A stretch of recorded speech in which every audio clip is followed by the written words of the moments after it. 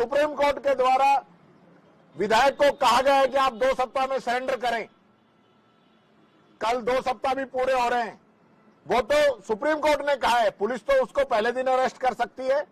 तो पुलिस क्या काम कर रही है, ये मैं पूछना चाहता हूं। मेरा सीधा आरोप है इस सरकार पे कि ये सरकार तानाशाही कर रही है, राजस्थान के अंदर दोहरे कानून लागू कर रही है और अपराधियों को, जो अपराधी चुन के आ गए और उनको सुप्रीम कोर्ट के द्वारा भी उनको रियायत नहीं मिली, उनकी सदस्यता नहीं खत्म कर रहे हैं। ये अपने आप से धोखा दे रहे हैं, इस देश से धोखा दे रहे हैं, इस राजस्थान की जनता से धोखा दे रहे हैं। ये बात मैं कहना चाहूंगा। अब मैं आग्रह करूंगा आदरणीय गोविंद सिंह जी डोटासरा साहब से कि वो भी अपनी बात कहेंगे। आज हम लोग जूली साहब के नेतृत्व में 6 माननीय विधायकों का एक प्रतिनिधि मंडल महामहिम राज्यपाल महोदय से मिला, क्योंकि सुनने में यह आ रहा है कि संविधान के अनुच्छेद 161 के तहत ये इनकी रिहाई चाहते हैं और इनकी सजा माफी चाहते हैं।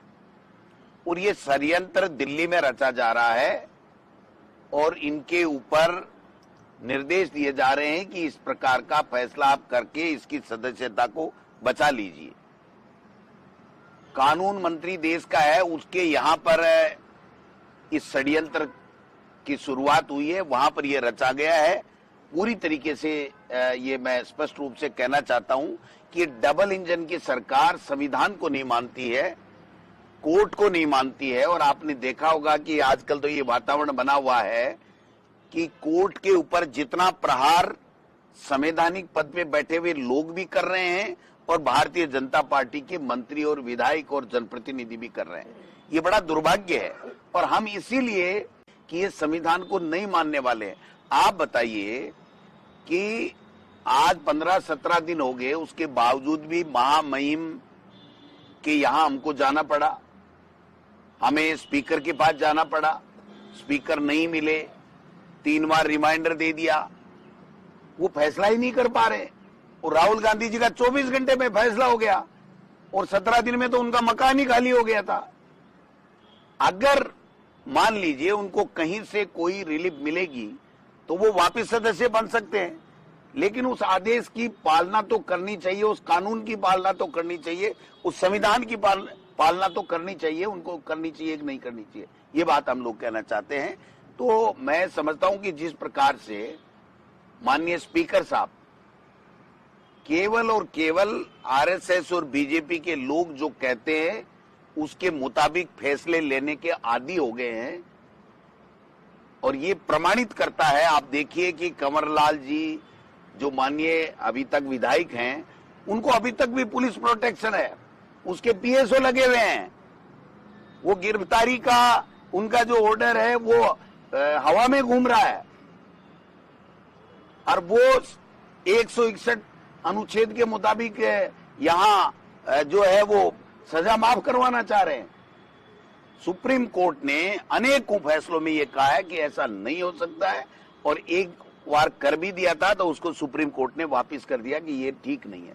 जिसके 27 मुकदमे हो और वो भी इलेक्शन में और जनप्रतिनिधि और जो लोक सेवक हैं, अधिकारियों के खिलाफ अधिकतर अधिकारियों ने दर्ज कराए, उनके साथ मारापीटी और उस तरह के अपराध कारित किए हैं, तब कराए हैं। और ऐसे व्यक्ति को इतने दिन तक बचा करके रखना और अब षड्यंत्र करना कि इसकी सजा माफ करा दो जिससे उसकी सदस्यता नहीं जाए और इसको जेल में नहीं जाना पड़े, ये कहां का न्याय है? कहां का कौन सा संविधान लेकर के आए? मैं कहना चाह रहा हूं, ये जो संविधान बदलने की बात कर रहे थे, ये संविधान यही बदल रहे थे।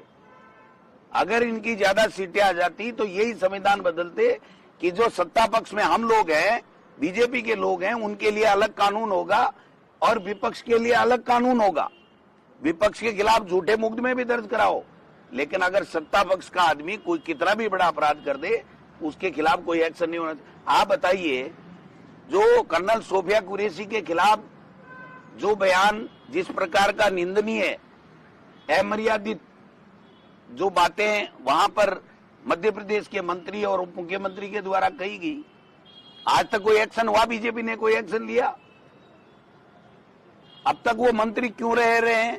उनके खिलाफ कोर्ट ने कह करके मुकदमा दर्ज कराया और कोर्ट ने ये कहा कि जैसा मुकदमा दर्ज होना चाहिए था, जिस भाषा का उन्होंने प्रयोग किया था, अमर्यादित भाषा का, वो तो आपने इसमें नोट ही नहीं की। और कोर्ट को ये कहना पड़ा कि जो हमने ऑर्डर दिया है वो इस एफआईआर का हिस्सा होगा। इससे बड़ी शर्म की बात क्या हो सकती है?